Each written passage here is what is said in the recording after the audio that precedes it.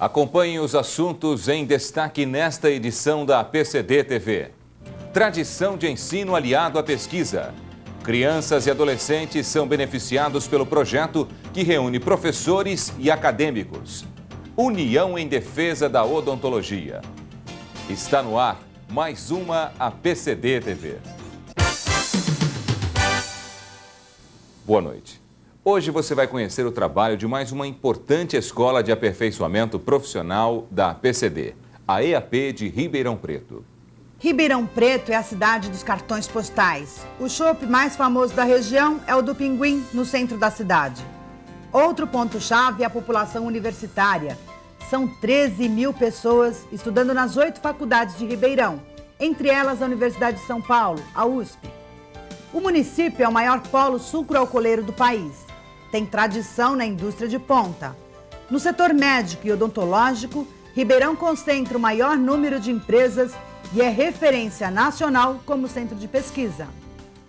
Ligadas diretamente com a odonto, são 16 grandes indústrias. Nesse enorme painel regional está a PCD de Ribeirão Preto. A EAP participa do lançamento de todas as inovações industriais com comprovação científica desenvolvidas pelas indústrias daqui. Até pela própria facilidade de ser a EAP da PCD de Ribeirão Preto, tá? Porque a nossa EAP está situada numa cidade onde é o maior polo da indústria odontológica. E esse contato íntimo com a indústria propicia à escola uma infraestrutura invejável. Hoje, com 2.500 sócios e 4 turmas formadas, a PCD investiu em uma série de equipamentos para melhorar o atendimento ao aluno. Secretarias segmentadas por área de interesse, como científica e social, completa informatização do sistema, acesso à internet, uma clínica com 10 equipos, uma sala de raio-x, laboratório multidisciplinar com 10 bancadas, uma sala de aula com 25 lugares e anfiteatro para 130 pessoas. Modernos aparelhos estão instalados em toda a EAP. Os ambientes são climatizados. A escola oferece cursos de prótese sobre implante, clínica integrada, prótese dental, cirurgia, reabilitação oral, aberto também para os alunos do 4º ano de odontologia, odontopediatria, periodontia, endodontia, implante ósseo integrado, ortopedia funcional dos maxilares, ortodontia preventiva e interceptiva, oclusão e disfunção da ATM para clínico geral, marketing e administração para o dentista, fonoaudiologia aplicada aos casos odontológicos e psicologia. A EAP de Ribeirão Preto é a única que oferece aos 3 mil pacientes tratados por ano especialidades. Aliás, graças ao trabalho da escola junto à comunidade, o Robson, de 12 anos, pôde ter uma vida normal. Robson, por causa da mandíbula inferior para fora, o que você não conseguia comer? Feijão, alface, sorvete, carne. Estrategicamente posicionada no mapa de São Paulo, Ribeirão Preto atrai dentistas de diversas regiões, inclusive estados. De Catalão, Goiás, a 400 quilômetros daqui de Ribeirão Preto. Eu vim ampliar meus conhecimentos em ortodontia para ampliar um pouco mais o leque de serviços que a gente pode oferecer aos pacientes. Aqui a gente tem, os professores são... você tem mais acesso a eles e eles te dão uma liberdade, você discutir o caso com eles. Eles não impõem igual na graduação. Aqui não, você já tem um conhecimento maior e eles te passam mais conhecimento, mas assim, você pode discutir os casos com eles. Essa liberdade inclui os dogmas. Para a EAP de Ribeirão Preto, todas as teses científicas válidas fazem parte do currículo dos cursos. A EAP de Ribeirão Preto valoriza a divergência. Um bom exemplo é a ortodontia da escola americana, que acaba se juntando com a ortopedia, que é um conhecimento da escola europeia. São conhecimentos diferentes, mas que acabam se completando. O objetivo da nossa equipe de unir tanto a escola americana como a escola europeia é para proporcionar aos nossos pacientes um tratamento mais curto e com resultado mais eficiente. Mas nós temos que pensar que o objetivo é único, é resolver o problema do nosso paciente, resolver a maloclusão. Então, apesar dos conceitos divergentes, o objetivo é único.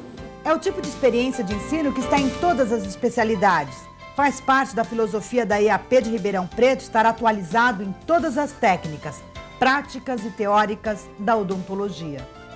Esta é um dos pontos-chave da nossa EAP de Ribeirão Preto. A gente está aberto a todas as linhas, todas as correntes de pensamento científicas e culturais, porque desta forma a gente oferece ao aluno a oportunidade de conhecer diversos trabalhos e daí ele fazer opção pelo que achar melhor.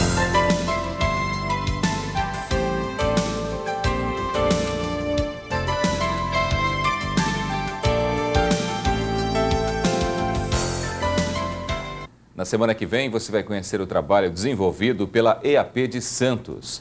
A qualidade do ensino e a educação continuada foram alguns dos temas em discussão no Fórum em Defesa da Odontologia, organizado pela PCD. Dentistas de todo o estado de São Paulo se reuniram no ginásio da PCD para o 2º Fórum Estadual em Defesa da Odontologia. Na pauta de discussões, temas importantes como marketing e propaganda, tributação, qualidade de ensino e mercado de trabalho. De acordo com a doutora Estela Maria Olvinhas, cerca de 9.000 profissionais entram a cada ano no mercado brasileiro, fato que requer, no mínimo, reflexão em termos de qualificação e métodos de trabalho. O profissional tem que se conscientizar de que existe uma faixa do mercado que não está sendo utilizada, que é uma faixa principalmente de trabalho multidisciplinar com equipes não só dentro da odontologia, mas equipes fora da odontologia de saúde. Trabalhar com fonoaudiólogas, com médicos, para atingir a população que não está sendo atingida e que, digamos, teria condição de pagar. Idosos, deficientes, né? E, em segundo lugar, abrindo um mercado de trabalho organizado para tratar da população que tem menos possibilidade de pagar. E essa população, eu acho que toda a população, não é só essa não, toda ela, precisa de uma odontologia que altere pouco a saúde bucal, que mantenha a saúde bucal para que ela possa ser de baixo custo. E para o profissional ganhar fazendo procedimentos baratos, não de má qualidade, baratos porque são simples, ele tem que trabalhar em alta produtividade, utilizando tudo que ele pode utilizar. Outra questão bastante discutida foi a da qualidade do ensino odontológico. A educação continuada, com cursos de especialização profissional, é, na opinião do Dr. João Humberto Antoniazzi, o melhor caminho a ser seguido na odontologia como um todo. Eu imagino que o dado fundamental é que os nossos colegas, antes de mais nada, façam constantemente aperfeiçoamentos no sentido de aprimorar em áreas do seu conhecimento e da prática como clínicos gerais, fazendo com que ele possa prestar um serviço melhor para os seus clientes e também de cursos de atualização para realmente ficar acostumado, familiarizado com novas técnicas, novos produtos, enfim, tudo que a tecnologia e o desenvolvimento da ciência tem proporcionado. Priorizando então o aperfeiçoamento e a atualização para que cada um dos meus colegas, né, no exercício da profissão, a gente possa fazer uma prestação de serviço melhor para a comunidade, para cada um dos nossos pacientes e também numa ação profissional ao nível de família, ao nível de pequenas comunidades, como na escola do seu próprio filho, enfim, nessa interação que cada um de nós temos que ter como cidadãos com a nossa própria comunidade. Também se discutiu no fórum a competência do Conselho Federal de Odontologia quanto ao reconhecimento dos cursos de especialização ministrados por entidades de classe. Várias propostas foram tiradas e uma redação final será apresentada nos próximos dias. Um projeto colocado em prática há alguns anos já colhe resultados positivos. As crianças e adolescentes são alvo permanente do projeto Cananeia, que envolve professores e acadêmicos de odontologia. Idealizado pelos alunos da Faculdade de Odontologia da USP, o projeto Cananeia existe desde 1993 e visa basicamente a prevenção à saúde bucal e formas corretas de se evitar e tratar cáries. O público-alvo ocupa toda a rede do primeiro grau do ensino estadual e municipal de Cananéia, litoral sul do estado de São Paulo. O projeto Cananéia, é bom que se frise, ele teve o seu início com iniciativa dos alunos da Faculdade de Odontologia que sentiram a necessidade de fazer algum trabalho extramuros, de conhecer a realidade fora da faculdade. E eles acabaram nos procurando, a mim e ao professor Joaquim, que já tínhamos alguma experiência nesse tipo de trabalho de campo no Parque Nacional do Xingu, e a gente acabou se envolvendo nesse projeto deles e basicamente a gente vem dando todo o apoio no sentido de tornar viável esse projeto. Esse projeto foi, na verdade, não foi previsto para ser feito em Cananéia. A princípio, eu estava no centro acadêmico junto com o meu colega, o Olivier, e eles convidaram a gente, o pessoal da medicina convidou o centro acadêmico para realizar um projeto em Iguape. E no final, o projeto em Iguape acabou não dando certo, algumas unidades desistiram. A gente estava com o projeto montado e tivemos a ideia de ir para Cananéia, porque lá a gente tinha a base do Instituto Oceanográfico da USP e já aproveitaria o alojamento.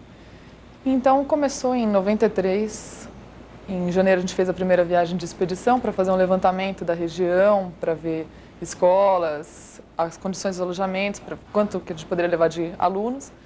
E em abril a gente fez a primeira visita com alunos mesmo da faculdade para fazer um levantamento de exames clínicos. A gente fez por em torno de 830 exames clínicos nas 3 escolas, para inclusive ver a necessidade, como é que poderia ser feito. E, num segundo momento, entramos em contato com os professores, Toninho, né, o Antônio Decaria e o professor Joaquim Rafael Cavalcante, para fazer a parte de curetagem, enfim, começar o processo clínico. E aí a gente precisaria do apoio dos professores, né, para estar visualizando intervenções nas crianças. Como é que foi a receptividade da população local em relação a esse projeto no início? Olha, sempre a cidade se ofereceu assim de braços abertos para o projeto. A receptividade que a gente tem das crianças é uma coisa assim que é muito gratificante. A partir do momento em que a gente começou a ter essa periodicidade, sempre a gente faz alguma brincadeira interativa, ou teatro, ou brincadeira mesmo com as crianças, jogos, enfim. A gente volta, na próxima vez eles estão cantando as músicas do teatro anterior, então é uma coisa muito gratificante. O que acrescenta exatamente para o aluno esse tipo de projeto, esse tipo de atuação mais junto à comunidade? Olha, eu acredito que além de melhorar o conhecimento da realidade do problema de saúde bucal brasileiro para o aluno, nós temos que em mente que esse tipo de atividade melhora a formação humana do indivíduo, né? Na verdade, ele fica entre 4 paredes e dentro da faculdade e ele não sabe o que realmente se passa dentro da comunidade, não é? Nesse aspecto, eu acho que o projeto é bastante positivo. É evidente que a grande beneficiária desse tipo de projeto acaba sendo a população a quem a gente destina esse projeto, né? Dá também a oportunidade a esses alunos de desenvolverem trabalhos científicos, né? Levantamentos de índices de cárie, levantamentos de problemas que uma comunidade eventualmente possa ter no nível odontológico. Para os alunos da Faculdade de Odontologia da USP, participar de um projeto que atua tão perto da população significa a oportunidade única de um aprendizado mais completo e eficaz. É fundamental a participação dos alunos, né, pela iniciativa de sair um pouco do feudinho Faculdade de Odontologia. Aqui, para a gente, nosso aprendizado é muito fechado. É um aprendizado muito sistematizado. Lá a gente precisa tomar decisões, o nosso campo de trabalho é outro, os nossos pacientes são outros, o ambiente é outro. O aluno, a vontade do aluno, se não fosse a vontade do aluno, o projeto não seria viável de forma alguma. Não só das pessoas que participaram algumas vezes como eu, mas pessoas que participam uma vez só, primeiro anista, os veteranos, mesmo alunos formados, né, não mais alunos, é de suma importância. Sem a alegria do aluno, né, isso não seria a mesma coisa se fossem só docentes ou uma equipe designada para isso. Teria que ser uma atividade realmente acadêmica. Na faculdade você aprende um procedimento, tudo utilizando sugador, fazendo tudo da forma correta que você pode usar no seu consultório. Chegando lá, não é nada disso. E aí você tem que adaptar o máximo possível, podendo fazer o que você consegue fazer mesmo, naquelas condições, e acabar aprendendo várias formas de se adaptar e tentar fazer o melhor. É um esquema bem de pronto atendimento, seria? Você se adapta às condições, olha lá e não tem algodão, ou tipo, usa cotonete, vai adaptando as condições.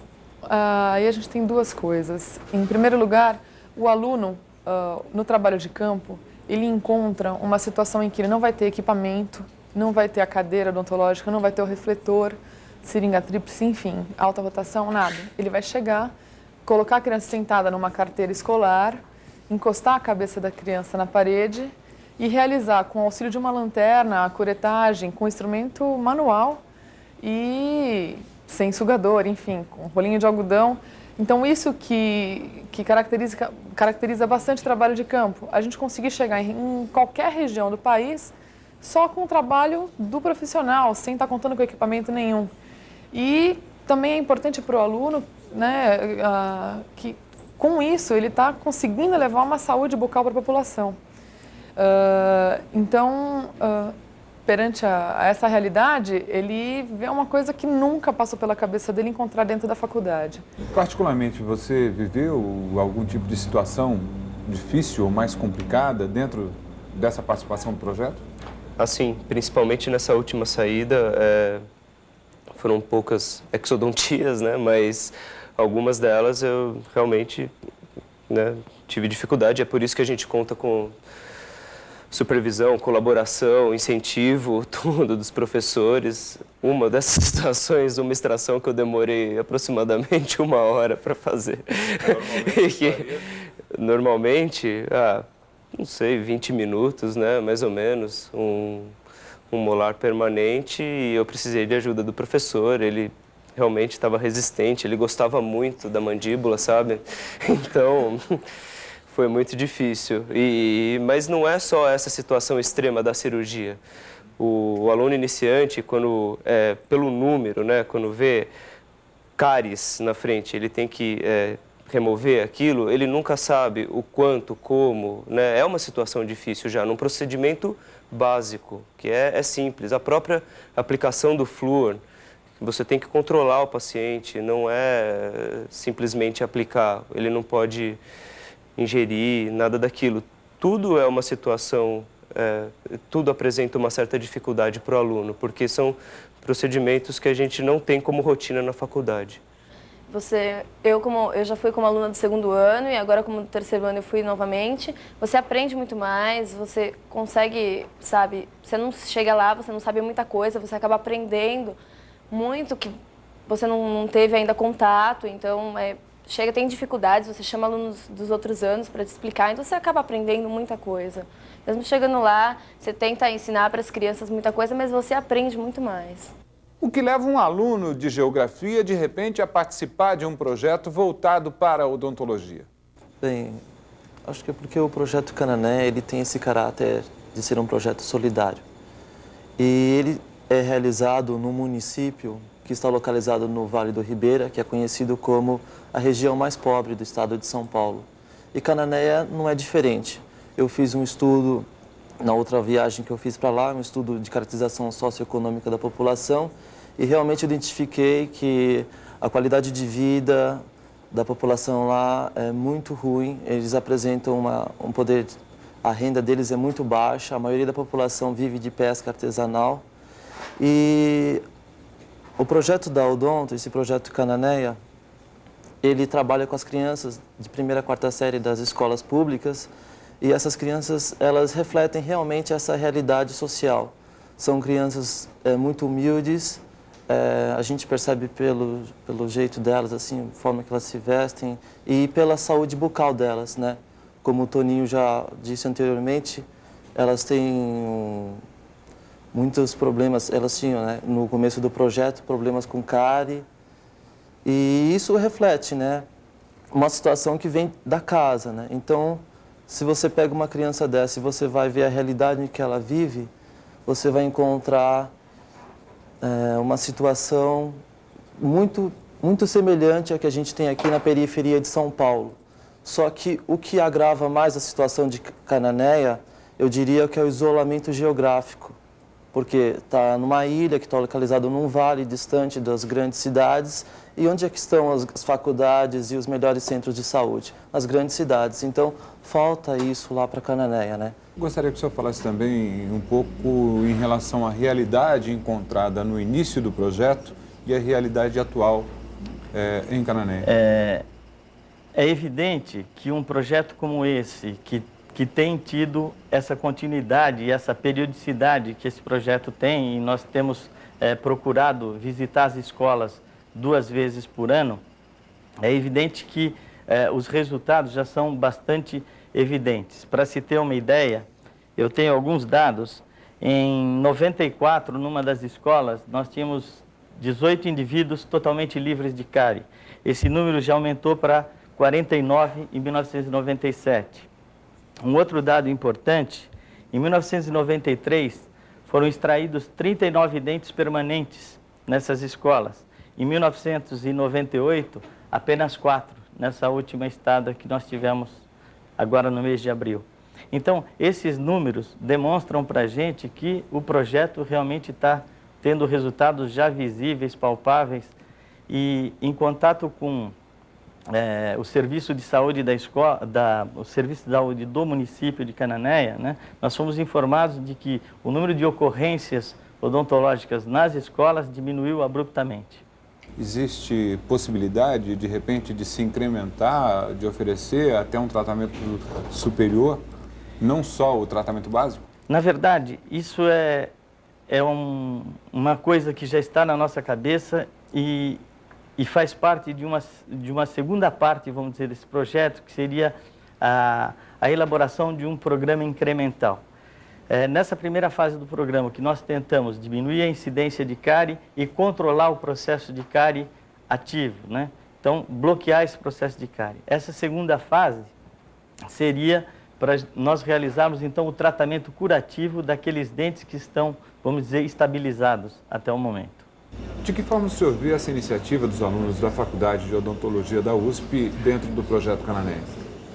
Isso é uma iniciativa altamente estimulante, encorajadora, porque envolve vários aspectos, né? Proporciona a esses estudantes um contato com um ambiente comunitário que não é possível de se encontrar dentro da atividade acadêmica normal, né? Então eles vão conhecer certos aspectos da nossa sociedade, de uma região carente. Isso, evidentemente, oferece oportunidade para uma visão mais ampla do que é esse aspecto social da profissão.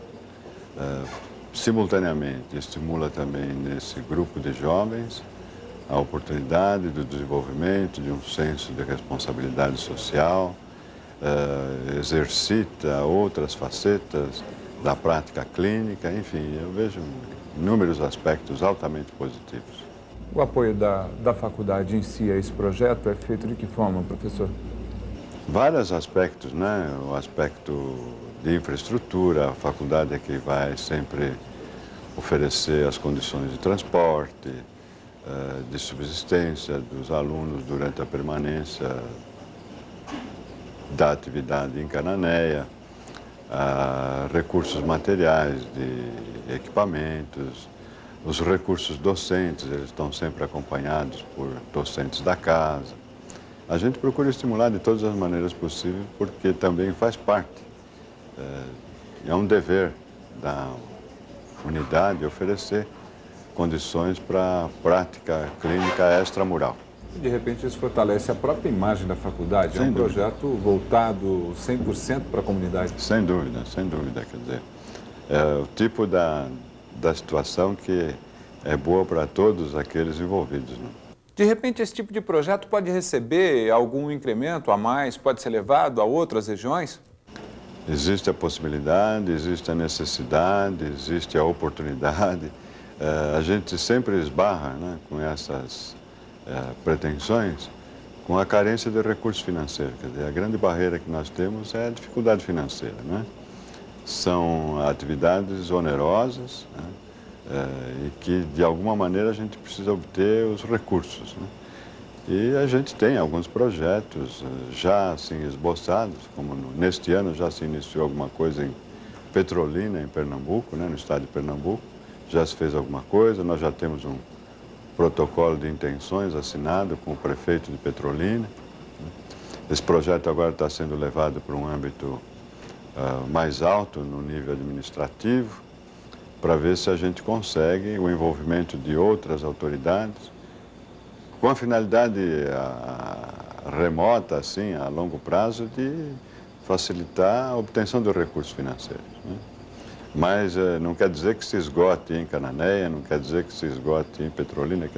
O que aparecer de oportunidade, de interesse e de solicitação, a unidade vai procurar atender sempre.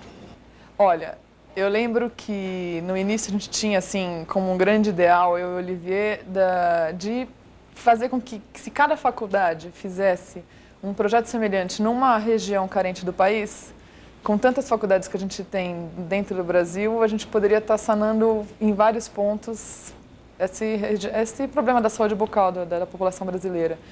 Isso era um grande ideal nosso. E agora, de repente, eu estou vendo que pode até estar sendo viável, até por esse projeto Petrolina que está aparecendo, os outros projetos que as outras faculdades estão começando a fazer mais próximos à área, né, aqui nos subúrbios da cidade. Eu acho que isso era um grande ideal nosso. Estilo de profissional, jeito de aluno. O projeto Cananéia é também uma forma de ensinar prevenção brincando, ou melhor, cantando a moda do tchan. Conheci um bichinho que veio invadir, fazendo um buraquinho até a dente cair. Deu em cima, deu embaixo, todos os lados. Fez uma boquinha, fica pedidinha. Agora o dentista mostra pra você como é que escova os dentes, vocês vão saber. Põe a pasta de dente na sua escovinha, vai limpando gostoso, vai fazendo bolinha. Põe a pasta de dente na sua escovinha, vai limpando gostoso, vai fazendo bolinha. Vai no trezinho, vai, escovando direitinho, vai. Vai na vassourinha, vai, escovando direitinho, vai. Semana que vem, nossa mesa redonda, coordenada pelo Dr. João Humberto Antoniazzi, vai falar sobre educação continuada, um assunto que, com certeza, interessa aos profissionais que fazem questão de permanecer atualizados. Portanto, não percam. Bem, a PCD TV fica por aqui, mas semana que vem, você já sabe, temos um encontro marcado. Terça-feira que vem, 9h30 da noite, aqui pela Rede Vida de Televisão. Boa noite para você e até lá.